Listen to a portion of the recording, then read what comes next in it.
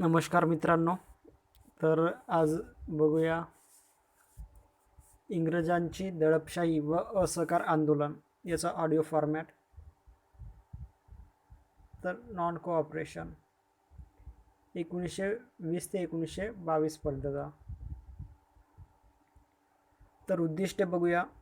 तर लोकमान्य टिळकांच्या निधनानंतर भारतीय स्वातंत्र्य आंदोलनाचे नेतृत्व गांधींजीकडे आले. त्यांच्या नेतृत्वाखाली भारतीय राष्ट्रीय चळवळीस जन आंदोलनाचे स्वरूप प्राप्त झाले. या घटकाचा अभ्यास केल्यानंतर महात्मा गांधींनी भारतातील ब्रिटिश साम्राज्याच्या सत्तेशी सत्याग्रहाच्या मार्गाने लढण्याचे का ठरवले ते स्पष्ट करता येईल. शांततापूर्ण मार्गाने चाललेला जनतेचा लढा दडपून टाकण्यासाठी इंग्रज राज्यकर्त्यांनी योजलेल्या अघोरी उपायांचे स्वरूप सांगता येईल. असहकार, खिलाफत व सत्याग्रह चळवळींची वैशिष्ट्ये सांगता येतील. देशाच्या स्वातंत्र्य लढ्यात स्वराज्य पक्षाने केलेल्या कामगिरीची माहिती सांगता येईल. तर प्रास्ताविका बघूया. पहिल्या महायुद्धानंतर भारतीय स्वातंत्र्य चळवळीच्या इतिहासातील नवे पर्व सुरू झाले. देशाच्या राजकारणात महात्मा गांधींच्या नेतृत्वाचा उदय झाला. त्यांनी निशस्त्र प्रतिकाराच्या अभिनव मार्गाचा अवलंब केल्यामुळे देशाच्या स्वातंत्र्यासाठी झालेल्या राजकीय लढ्यात देशातील सामान्य जनता मोठ्या प्रमाणात सहभागी होऊ लागली. राजकीय चळवळीला विधायक कार्यक्रमाची जोड मिळाली. देशाच्या स्वातंत्र्यप्राप्तीसाठी महात्मा गांधींच्या नेतृत्वाखाली 1920 ते 22 या काळात असहकाराचे प्रखर आंदोलन झाले. मुसलमानांच्या खिलाफत चळवळीला पाठिंबा देऊन महात्मा गांधींनी कौशल्याने त्यांचा असहकार आंदोलनास पाठिंबा मिळवला. त्यामुळे असहकार आंदोलनाच्या काळात देशभर हिंदू मुस्लिम ऐक्याचे अभूतपूर्व दर्शन घडले. देशातील इंग्रज राज्यकर्त्यांनी शांततापूर्ण मार्गाने चाललेली जनआंदोलने मोडून काढण्यासाठी दडपशाहीचा कहर केला. असहकार आंदोलन अकस्मात मागे घेण्यात आल्यानंतर राष्ट्रीय राजकारणात स्वराज्य पक्षाने महत्त्वाची कामगिरी बजावली. प्रस्तुत घटकात असहकार आंदोलन, खिलाफत आंदोलन, इंग्रजांची दडपशाही आणि स्वराज्य पक्षाची कामगिरी या घडामोडींची चर्चा केली आहे. तर विषय विवेचन. पहिल्या महायुद्धानंतर भारतीय स्वातंत्र्य लढ्यातील नवे पर्व सुरू झाले. भारताच्या राजकीय क्षितिजावर महात्मा गांधींचा उदय झाला. त्यांच्या नेतृत्वाखाली भारतीय राष्ट्रीय चळवळ ही हळूहळू जनतेची चळवळ म्हणून विकास पाहू लागली. देशाच्या स्वातंत्र्यप्राप्तीसाठी महात्मा गांधींच्या नेतृत्वाखाली 3 मोठी जनआंदोलने झाली. असहकार आंदोलन हे त्या 3 आंदोलनातील पहिले आंदोलन होय. त्याची पार्श्वभूमी कशी तयार झाली, त्याचे स्वरूप कसे होते, त्याचे परिणाम काय झाले या गोष्टी जाणून घेणे उपयुक्त ठरेल. याच गोष्टींची चर्चा इथे करणार आहोत. भारतातील इंग्रज राज्यकर्त्यांनी दडपशाही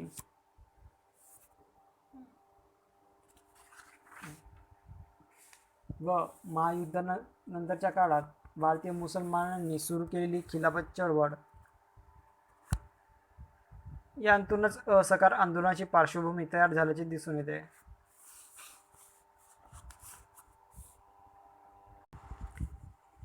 तर बघूया टॉपिक. इंग्रजांची दडपशाही. 1918 साली पहिल्या महायुद्धाची समाप्ती झाली. भारतीय जीवनाच्या विविध क्षेत्रांत महायुद्धाचे दूरगामी परिणाम झालेत. युद्धामुळे भारताच्या औद्योगिक प्रगतीस चालना मिळाली. भारतीय जनतेच्या राजकीय आकांक्षा वाढल्या. होमरूल चळवळीमुळे भारतीय जनतेस राजकीय हक्कांची नवीन जाणीव निर्माण झाली होती. त्यामुळे जनतेच्या मनात राजकीय असंतोष धुमसत होता. तशातच महायुद्ध समाप्तीनंतर भारत संरक्षण कायदा आपोआप रद्द झाला. भारतीयांची राष्ट्रीय चळवळ दडपून टाकण्यासाठी ब्रिटिश नोकरशाहीस आपल्या हाती एखादे हत्यार पाहिजे होते. त्यासाठीच 1919 साली रौलट ॲक्ट पास करण्यात आला. त्याची माहिती तर झालीच आहे. या कायद्यामुळे काय झालं तर 1919 साली रौलट ॲक्ट पास करण्यात आला. या कायद्यामुळे कोणालाही विनाचौकशी अटक करण्याचे व तुरुंगात डांबण्याचे सरकारला अधिकार मिळाले.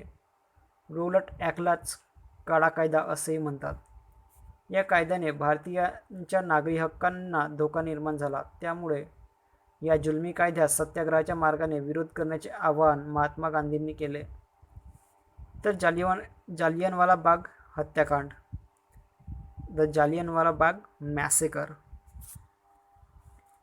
तर रौलट ॲक्टला विरोध करण्यासाठी अखिल भारतीय स्वरूपाची सत्याग्रह मोहीम सुरू झाली. सत्याग्रहाची तीव्रता पंजाबात अधिक होती. पंजाबमधील जवळजवळ संपूर्ण सर्व शहरांतून 6 एप्रिल 1919 रोजी हरताळ पाडण्यात आला.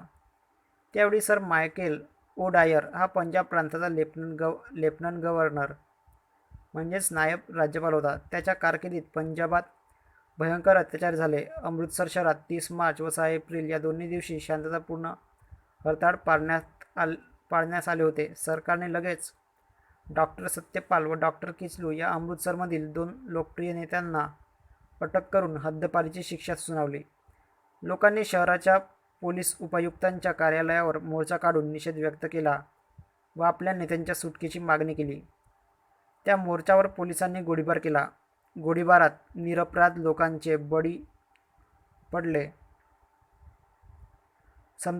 संतप्त जनसमुदायाने दंगल, जाळपोळ, लुटालूट केली. त्यामुळे शहरातील वातावरण तंग बनले. सर ओडायरने अमृतसरमधील शांतता आणि सुव्यवस्था राखण्यासाठी लष्करास पाचारण केले. ब्रिगेडियर जनरल एडवर्ड हॅरी डायर याने सर्वत्र दडपशाही सुरू केली. त्याने अनेकांची धरपकड केली व सभांवर बंदी घातली. मात्र सभाबंदी हुकूम लोकांपर्यंत पोहोचण्याची आवश्यक ती तरतूद झाली नव्हती. 13 एप्रिल 1919 रोजी वैशाखी सणाच्या दिवशी अमृतसरच्या जालियनवाला बागेत सरकारच्या अन्यायाविरुद्ध असंतोष प्रकट करण्यासाठी विराट सभा आयोजित करण्यात आली होती. त्या सभेला सुमारे 9 ते 10 हजार लोक उपस्थित होते. केवळ बंदी घातलेली सभा भरवल्याबद्दल सभेतील निशस्त्र जमावावर जनरल डायरच्या नेतृत्वाखाली निष्ठुरपणे गोळीबार करण्यात आला. या घटनेची माहिती तर झालीच आहे. जालियनवाला तर काय गोळीबार करण्यात आला. जालियनवाला बागेतील हत्याकांडाविरुद्ध देशभर तीव्र प्रतिक्रिया उमटली. जनरल डायरने अमृतसर शहराचा पाणीपुरवठा व वीजपुरवठा बंद करून जनतेचे हाल केले. सर्व वाहने, सायकली लष्कराच्या वापरासाठी जनतेकडून हिरावून घेतल्या. सक्तीने सर्वांना दुकाने उघडायला लावली. जे ऐकणार नाहीत त्यांना शिक्षा देण्यासाठी किल्ल्याजवळ फटके मारण्याचे केंद्र उभारले. जालियनवाला बागेतील कत्तलीनंतर पंजाबचा लेफ्टनंट गव्हर्नर सर ओडायरने 15 एप्रिलला संबंध पंजाबात लष्करी कायदा पुकारला. लष्करी कायद्याच्या अंमलाच्या काळात तेथील जनतेवर पाशवी अत्याचार करण्यात आले. लोकांना झाडाला टांगून फटके मारण्यात आले. अनेक निरपराध लोकांना पकडून भयंकर मारझोड करण्यात आली. लोकांना दहशत बसावी म्हणून जागोजागी सूड उभे करण्यात आले. पंजाबातील या अमानुष अत्याचाराचा निषेध म्हणून कविवर्य रवींद्रनाथ टागोर यांनी स्वतःला मिळालेल्या सर या किताबाचा त्याग केला. इंग्रजांच्या पंजाबातील दडपशाहीचा सर्वत्र तीव्र धिक्कार करण्यात आला. जालियनवाला बाग हत्याकांडाची आणि लष्करी कायद्याच्या अंमलात पंजाबात घडलेल्या अत्याचारांची चौकशी करण्यासाठी लोकमताच्या दडपणामुळे हंटर कमिशनची नियुक्ती करण्यात आली. हंटर कमिशन अन्यायाची दाद देईल तर अन्यायाची दाद घेईल हंटर कमिशन अन्यायाची दाद घेईल आणि अपराध्यांना शिक्षा करेल अशी लोकांची अपेक्षा होती. परंतु नेमके घडले उलटे. हंटर कमिशनच्या अहवालात पंजाबातील घटनांची सारवासारव करून जनरल डायर आदींना निर्दोष ठरवण्यात आल्याचे आढळून आले. तथापि याचवेळी राष्ट्रीय सभेने महात्मा गांधी, मोतीलाल नेहरू व पंडित मदन मोहन मालवीय या 3 सदस्यांची एक चौकशी समिती नेमून जालियनवाला बाग हत्याकांडाबद्दलचा आपला अहवाल प्रसिद्ध केला. त्यात निरपराध लोकांच्या हत्याकांडाबद्दल जनरल डायरला जबाबदार धरण्यात आले होते. पंजाबातील अत्याचारी घटनांमुळे गांधीजींना ब्रिटिश सरकारच्या खऱ्या स्वरूपाची जाणीव झाली.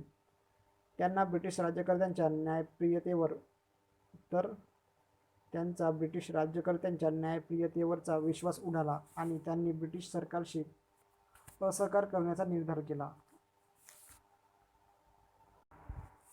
पुढचा मुद्दा बघूया, खिलाफत चळवळ. तर देशात इंग्रजांच्या दडपशाहीचे थैमान चालू असतानाच देशातील मुसलमान बांधवांत खिलाफतीच्या प्रश्नावरून अस्वस्थता निर्माण झाली. तुर्कस्तानचा सुलतान हा मुसलमानांचा धर्मप्रमुख म्हणजेच खलिफा होता. पहिल्या महायुद्धात तुर्कस्तान जर्मनीच्या बाजूला होते. तथापि युद्धाचा शेवट कसाही झाला तरी खलिफाच्या साम्राज्यास धक्का लावण्यात येणार नाही असे आश्वासन ब्रिटिश मुत्सद्द्यांनी भारतीय मुसलमानांना दिले होते. या आश्वासनावर विसंबून भारतीय मुसलमानांनी महायुद्धकाळात निष्ठेने ब्रिटिशांना मदत केली. परंतु युद्धोत्तर शांतता परिषदेच्या वेळी ब्रिटिश पंतप्रधान लॉर्ड जॉर्ज यांनी त्या आश्वासनांचा भंग केला. युद्ध समाप्तीनंतर इंग्रज व फ्रेंच मुत्सद्द्यांनी पराभूत तुर्कस्तानच्या साम्राज्याचे तुकडे पाडले व आपसात वाटून घेतले. या विश्वासघाताने भारतीय मुसलमान चिडून उठले आणि त्यांनी खिलाफत चळवळ सुरू केली. मौलाना महम्मद अली व शौकत अली हे बंधू या चळवळीचे प्रमुख नेते होते. मौलाना महम्मद अली व शौकत अली हे बंधू या चळवळीचे प्रमुख नेते होते. महात्मा गांधींनी खिलाफत चळवळीस जोरदार पाठिंबा दिला. मुसलमानांच्या धर्मभावना दुखावलेल्या असताना आपण त्यांच्याबरोबर राहिलो तर खरे हिंदू मुस्लिम ऐक्य होऊ शकेल असे गांधीजींना वाटले. गांधीजींचा होरा काही अंशी खरा ठरला. त्यांनी भारतीय मुसलमानांच्या ब्रिटिशविरोधी भावनांचा कौशल्याने उपयोग करून घेतला. मात्र राष्ट्रीय सभेतील अनेक नेत्यांना महात्मा गांधींची खिलाफत प्रकरणातील भूमिका अमान्य होती. धर्म व राजकारण यांची गलत करण्यास त्यांचा विरोध होता. खिलाफत प्रकरणातील महात्मा गांधींच्या भूमिकेमुळे असहकार आंदोलनाच्या काळात देशात हिंदू मुस्लिम ऐक्य अभेद्य राहिले. पुढे तुर्कस्तानात मुस्तफा केमाल पाशा सत्तेवर आला. त्याने तुर्कस्तानचे झपाट्याने आधुनिकीकरण केले. इसवी सन 1924 मध्ये त्याने खलिफाचे पद नष्ट केले. त्यामुळे भारतीय मुसलमानांची खिलाफत चळवळ आपोआपच लोप पावली.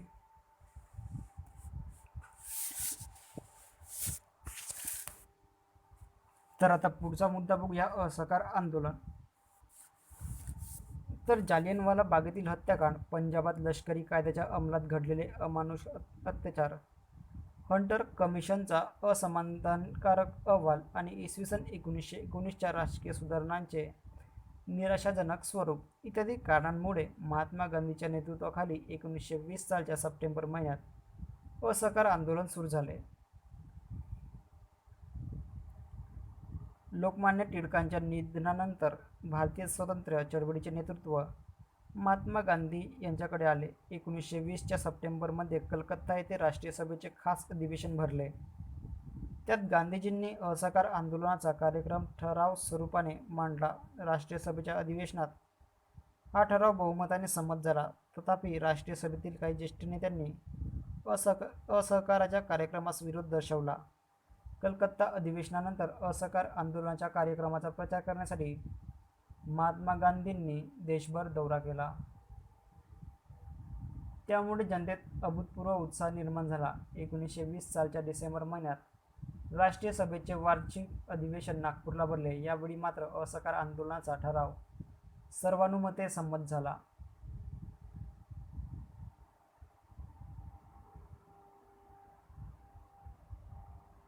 तर असहकाराचा कार्यक्रम. महात्मा गांधींनी सुरू केलेल्या असहकार आंदोलनास एक संघर्षात्मक तर दुसरा विधायक असे दोन पैलू होते. असहकार आंदोलनाचा कार्यक्रम स्थूलमानाने कसा होता ते बघूया. तर असहकार आंदोलनाच्या संघर्षात्मक कार्यक्रमात सरकारमान्य शाळा, महाविद्यालये, विधिमंडळे, कोर्ट कचेऱ्या व परदेशी कापड यांवरील बहिष्काराला प्रमुख स्थान होते. त्याचप्रमाणे लोकांनी सरकारने दिलेल्या सन्मानदर्शक पदव्या, किताबांचा त्याग करावा आणि सरकारमार्फत भरवलेल्या दरबारात किंवा समारंभात भाग घेऊ नये असे आवाहन त्यांना करण्यात आले होते. आंदोलनाच्या विधायक कार्यक्रमात स्वदेशीचा, विशेषतः खादीचा अंतर्भाव होता. खादी उत्पादनासाठी गांधीजींनी अनेक ठिकाणी चरखे हातमाग सुरू करण्याचे आदेश दिले. हिंदू मुस्लिम ऐक्य, दारूबंदीचा प्रचार अस्पृश्यता निवारण इत्यादी गोष्टींचा विधायक कार्यक्रमात समावेश होता. महात्मा गांधींनी श्रमाच्या प्रतिष्ठेवर भर दिला. या विधेयक कार्यक्रमांद्वारा त्यांनी देशात चैतन्य निर्माण केले. या विधायक कार्यक्रमांद्वारा त्यांनी देशात चैतन्य निर्माण केले. विधायक कार्यक्रमांतून जनमानसात स्वातंत्र्याची भावना रुजवण्याची किमया गांधीजींनी केली. भारतातील ग्रामीण जनतेच्या सुप्त सामर्थ्याची त्यांना चांगली कल्पना होती. विधायक कार्यक्रमांद्वारा या जनतेत जागृती निर्माण केली तर अन्यायाविरुद्ध लढणारी एक प्रचंड शक्ती उभी करता येईल, असे महात्मा गांधींना वाटत होते. या कार्यक्रमांद्वारा सर्व देशवासियांना स्वातंत्र्य लढ्यात सहभागी करून घेण्याची गांधीजींची योजना होती. बंगालच्या फाळणीनंतर फोफावलेली स्वदेशीची चळवळ व महात्मा गांधींच्या नेतृत्वाखाली झालेली असहकाराची चळवळ यांच्या कार्यक्रमात विलक्षण साम्य आढळते. स्वराज्य, स्वदेशी, परदेशी मालावर विशेषतः कापड व दारू यांवर बहिष्कार आणि राष्ट्रीय शिक्षण या बाबी दोन्ही चळवळीत समान होत्या. लोकमान्य टिळकांच्या चतुसूत्रीचा गांधीजींनी आपल्या असहकार आंदोलनाच्या कार्यक्रमात समावेश केल्याचे दिसून येते. असहकार आंदोलनाचा कार्यक्रम देशापुढे मांडताना गांधीजी म्हणाले, अहिंसक असहकाराचा मार्ग योग्य रीतीने चोखाळला तर भारताला एका वर्षात स्वराज्य मिळेल.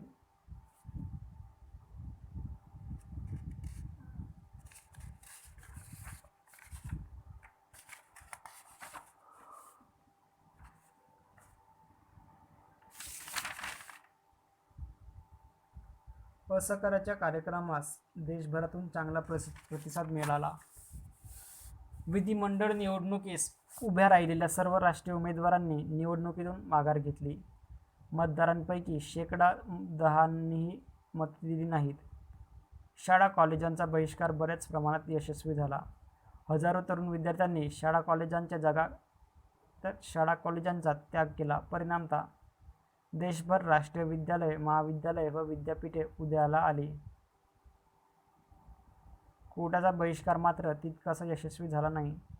तथापि चित्तरंजन दास, पंडित मोतीलाल नेहरू, जवाहरलाल नेहरू, लाला लजपतराय, विठ्ठलभाई पटेल, वल्लभभाई पटेल, व्ही गिरी इत्यादी नामांकित कायदेपंडितांनी आपला व्यवसाय सोडला व चळवळीत उडी घेतली. चळवळीच्या काळात महात्मा गांधी सोडून अनेक नेत्यांना सरकारने अटक केली. हिंदू मुसलमानात अभूतपूर्व ऐक्यभावना निर्माण झाली.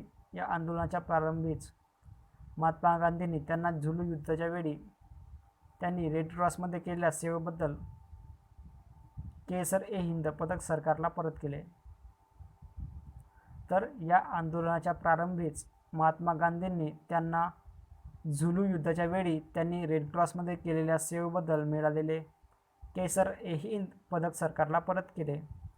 इतर अनेकांनी महात्मा गांधींचे अनुकरण करून किताब व समानदर्शक पदव्यांचा त्याग केला. या काळात परदेशी कापडावरील बहिष्कार हे एक जन आंदोलन बनले. परदेशी कापडाच्या व दारूच्या दुकानांवरील निरोधने विशेष यशस्वी ठरली. अशा प्रकारे असहकार आंदोलनाचा कार्यक्रम देशभर शांततेने अंमलात आणला जात असताना आंदोलनाला आवर घालण्यासाठी ब्रिटिश सरकारने दडपशाहीच्या मार्गांचा अवलंब केला. सरकार दडपशाहीच्या धोरणाविरुद्ध निर्णायक कृती करण्यासाठी राष्ट्रीय सभेने सामुदायिक कायदेभंग करण्याचे ठरवले. या आंदोलनाचे सर्वाधिकार महात्मा गांधींना देण्यात आले. गुजरातच्या बारडोली तालुक्यात साराबंदीची मोहीम सुरू करण्याचा आपला निर्णय गांधीजींनी पत्राद्वारे व्हाईसरॉयना कळवला. गांधीजी स्वतःच या लढ्याचे नेतृत्व करणार होते, परंतु कायदेभंगाची चळवळ सुरू होण्यापूर्वीच ती मागे घेण्यात आली. 5 फेब्रुवारी 1922 या दिवशी उत्तर प्रदेशातील गोरखपूर जिल्ह्यातील चौरी चौरा या ठिकाणी प्रक्षुब्ध जमावाने पोलीस चौकीवर हल्ला करून 21 पोलीस व 1 अधिकारी यांना जिवंत जाळले. चौरी चौरा येथील हिंसक प्रकरणानंतर महात्मा गांधींनी असहकार आंदोलन ताबडतोब मागे घेतले. त्यामुळे बारडोलीचा संग्राम तेव्हा झाला नाही. असहकार आंदोलनाचा अहिंसा हा पायच डळमळीत बनल्याचे पाहून महात्मा गांधींनी आंदोलन स्थगित करण्याचा निर्णय घेतला. तथापि हा निर्णय अचानक घेतल्यामुळे पंडित मोतीलाल नेहरू, लाला लजपतराय इत्यादी पुढाऱ्यांनी तुरुंगातून गांधीजींना त्यांच्या या निर्णयाबद्दल संताप व्यक्त करणारी पत्रे लिहिली. महात्मा गांधींच्या लोकप्रियतेला आहोटी लागली. सरकारने या संधीचा फायदा घेऊन 10 मार्च 1922ला राजद्रोहाच्या आरोपाखाली त्यांना अटक केली. या खटल्यात महात्मा गांधींना 6 वर्षाची शिक्षा झाली, परंतु त्यांची प्रकृती बिघडल्यामुळे सरकारने 1924मध्ये त्यांना बिनशर्त सुटका केली.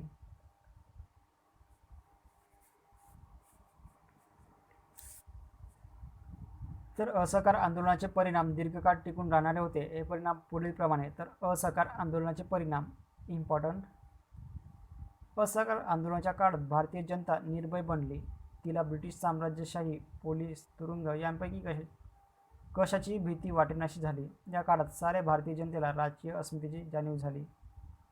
दुसरा पॉईंट, महात्मा गांधींच्या नेतृत्वाखाली ग्रामीण भागातील शेतकरी, शेतमजूर आणि नागरी विभागांतील कामगार, कारागीर, व्यापारी, डॉक्टर, वकील, शिक्षक इत्यादी व्यावसायिक व कचऱ्यात काम करणारा नोकरवर्ग राष्ट्रीय लढ्यात सहभागी झाला. अल्पावधीत आंदोलन देशव्यापी बनले. महात्मा गांधींनी सामान्य जनतेला राष्ट्रीय संग्रामाच्या आघाडीवर आणले व त्याला जन आंदोलनाचे स्वरूप देण्याचा प्रयत्न केला. या आंदोलनाच्या काळात राष्ट्रीय सभेचे स्वरूप आमूलाग्र बदलले. जी राष्ट्रीय सभा केवळ ठराव करणारी एक संघटना होती, तिला वर्षभर अखंड कार्य करणाऱ्या व ब्रिटिश साम्राज्य सत्तेशी लढा देणाऱ्या संघटनेचे स्वरूप प्राप्त झाले. चौथा पॉईंट, असहकार आंदोलनाचा अत्यंत महत्त्वाचा परिणाम म्हणजे निशस्त्र प्रतिकाराचा मार्ग व सत्याग्रहाचे तंत्र यांच्या सामर्थ्याचा सर्वांना प्रत्यय आला. याच काळात भारतीय जनतेचा आत्मविश्वास आणि स्वाभिमान यांत मोठ्या प्रमाणात वाढ झाली. तर पुढचा मुद्दा बघूया स्वराज्य पक्ष. स्वराज्य पक्षाबद्दल. तर स्वराज्य पक्ष बघूया. असहकार आंदोलन मागे घेतल्यामुळे देशापुढे कोणताच राजकीय कार्यक्रम उरला नव्हता. देशात एक प्रकारची राजकीय पोकळी निर्माण झाली होती. राष्ट्रीय सभेच्या कार्यकर्त्यांत असमाधान व नैराश्य पसरले होते. देशातील बदलती राजकीय परिस्थिती लक्षात घेऊन चित्तरंजन दास व मोतीलाल नेहरू यांनी चळवळीऐवजी दुसरा पर्याय देशापुढे ठेवला. राष्ट्रीय सभेने निवडणुका लढवून काउन्सिलमध्ये प्रवेश करावा आणि संसदीय पद्धतीने लढा पुढे चालवावा असा तो निर्णय होता. राष्ट्रीय सभेतील याच गटाने स्वराज्य पक्षाची स्थापना केली आणि देशापुढे एक नवीन राजकीय कार्यक्रम ठेवला. असहकार आंदोलन स्थगित झाल्यानंतर काउन्सिलमध्ये प्रवेश करावा किंवा करू नये या प्रश्नावर राष्ट्रीय सभेत 2 गट पडले. काउन्सिल प्रवेशास अनुकूल असणाऱ्यांना फेरवादी म्हटले जात होते. चित्तरंजन दास, मोतीलाल नेहरू, विठ्ठलभाई पटेल हे तिघे फेरवादी गटाचे नेते होते. निवडणुकीवरील व काउन्सिलवरील बहिष्कार उठवून काउन्सिलमध्ये प्रवेश करावा, काउन्सिलमध्ये अडवणुकीच्या मार्गांचा अवलंब करून 1919च्या सुधारणा कायद्याची अंमलबजावणी अशक्य करून सोडावी, अशी फेरवादी गटाची भूमिका होती. चक्रवर्ती राजगोपालाचारी आणि वल्लभभाई पटेल यांचा काउन्सिल प्रवेशास सक्त विरोध होता. त्यांच्याप्रमाणे निवडणुकांवरील बहिष्कार सतत चालू ठेवावा अशी ज्यांची ठाम भूमिका होती त्यांना नाफेरवादी म्हणत. राष्ट्रीय सभेवर नाफेरवाद्यांचे वर्चस्व राहिल्यामुळे चित्तरंजन दास, मोतीलाल नेहरू यांनी इसवी सन 1923च्या सुरुवातीला राष्ट्रीय सभांतर्गतच स्वराज्य पक्षाची स्थापना केली.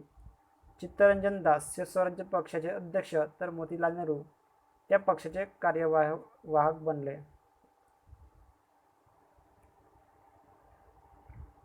ब्रिटिश साम्राज्यांतर्गत वसाहतीचे स्वराज्य. ब्रिटिश साम्राज्यांतर्गत वसाहतीचे स्वराज्य हे स्वराज्य पक्षाचे अंतिम ध्येय होते.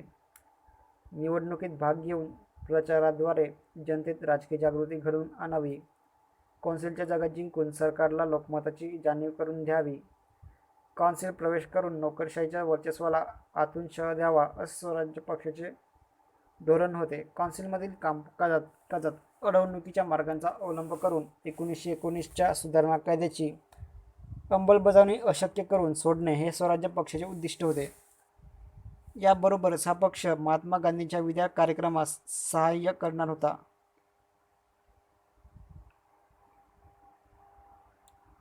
1923च्या निवडणुकीत स्वराज्य पक्षाने चांगला विजय मिळवला.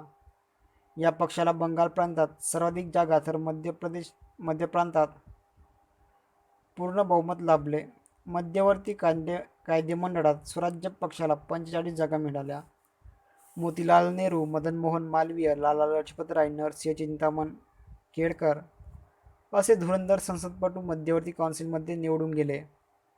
मोतीलाल नेहरू यांच्या नेतृत्वाखाली मध्यवर्ती कौन्सिलात स्वराज्य पक्ष हा परिणामकारक व लढाऊ विरोधी पक्ष बनला. मोतीलाल नेहरू यांनी मांडलेल्या ठरावामुळेच द्विदल राज्यपद्धतीच्या कार्यवाहीची पाहणी करून त्यावर अहवाल सादर करण्यासाठी सरकारला चौकशी समितीची नेमणूक करावी लागली. त्या समितीचे अध्यक्ष सर अलेक्झांडर मुंडीमन होते.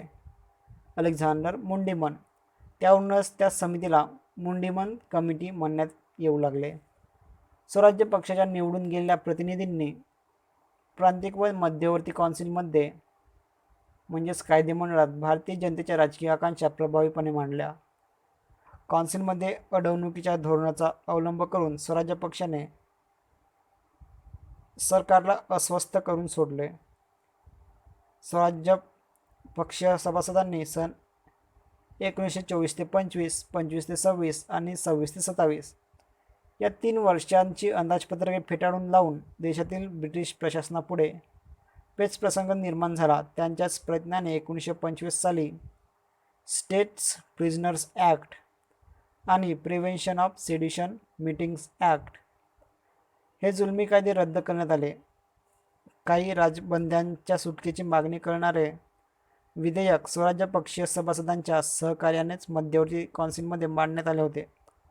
अशा प्रकारे स्वराज्य पक्षाने कौन्सिलमध्ये ब्रिटिश सरकारच्या बेजबाबदार व मनमानी कारभाराचे स्वरूप उघड करून दाखवले. सरकारच्या धोरणाबद्दल नापसंती व्यक्त करण्यासाठी स्वराज्य पक्षीय सभासदांनी कित्येक वेळा सभात्याग केला. 1925 मध्ये चित्तरंजन दास यांचे निधन झाले. त्यानंतर मोतीलाल नेहरू स्वराज्य पक्षाचे प्रमुख बनले. तथापि फाटाफूट, अंतर्गत मतभेद यांमुळे स्वराज्य पक्ष लवकरच दुर्बल बनला. असे असून सुद्धा ज्या तत्वांवर स्वराज्य पक्षाची उभारणी झाली होती त्या तत्वांना मोतीलाल नेहरू 1929 सालपर्यंत चिकटून राहिले. महात्मा गांधींनी तुरुंगातून सुटून आल्यावर स्वराज्य पक्षाचा कार्यक्रम स्वतःला पसंत नसताना देखील त्याला आपला आशीर्वाद दिला होता.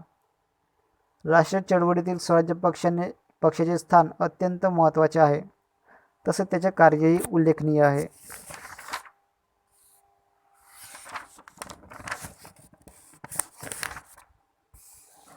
तर